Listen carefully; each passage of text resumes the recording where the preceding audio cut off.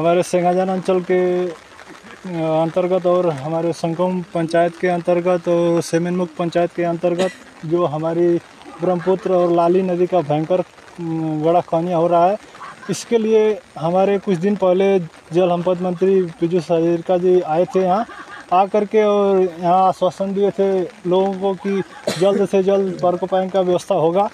इसलिए हम अनुरोध करेंगे कि हमारे क्षेत्र को जल्द से जल्द पार्कोपाइन का व्यवस्था करना चाहिए, और नहीं तो आने वाले दिन में ये सब एरिया रहने लायक नहीं है, क्योंकि भयंकर परिस्थिति से गुजर रहे हैं जो यहाँ के लोग हैं।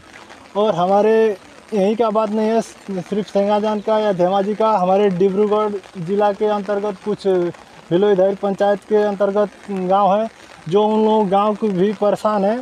ऐसे बांध पानी और गड़ा खनिया से मुक्त करने के लिए हम अनुरोध करेंगे, क्योंकि पहले से भी हमारा असम सरकार अनुरोध करेंगे कि खनन का व्यवस्था करने के लिए बोल रहे हैं कि खनन का व्यवस्था और अस्थायी प्रोटेक्शन दे करके हम लोग को सुरक्षित करें।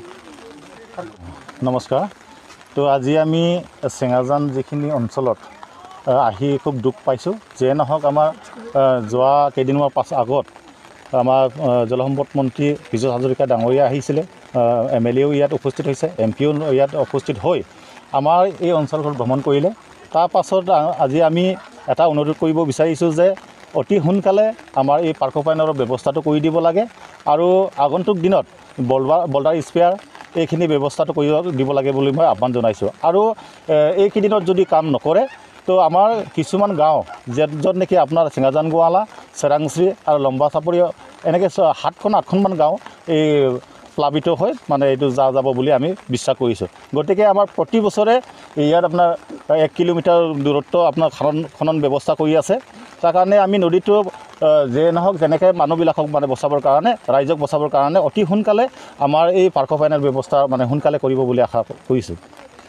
আমি চমকং গাঁও পঞ্চায়তৰ অন্তৰ্গত যিখিনি আমি বাৰিষা সময়ত যিখিনি আমি দুখ সুখ মানে আমি যিখিনি পাইছোঁ, তাৰ কাৰণে আমাৰ এই অঞ্চলৰ ৰাইজক যাতে নিৰাপত্তা দিয়ে আৰু ইয়াত যিখিনি গৰাখহনীয়া এই ব্যৱস্থাটো সোনকালেকে যাতে নিৰাময় কৰিব লাগে বুলি মোৰ আমাৰ জলসম্পদ মন্ত্ৰীক অনুৰোধ কৰিছোঁ। এতিয়ালৈকে কেইখন গাঁও গ'ল পানীত? এতিয়ালৈকেতো আপোনাৰ 6খন গাঁও গৈ আছে। তো বহু দিনৰ পৰা মানে এই খনন ব্যৱস্থাটো চলি আছে। গতিকে কমেও 7-8 কিলোমিটাৰমান এতিয়ালৈকে আমাৰ এই গাঁওখনত মানে গোটেইখিনি গাঁও প্লাবিত হৈ গোটেইখিনি আমাৰ যা গ'ল।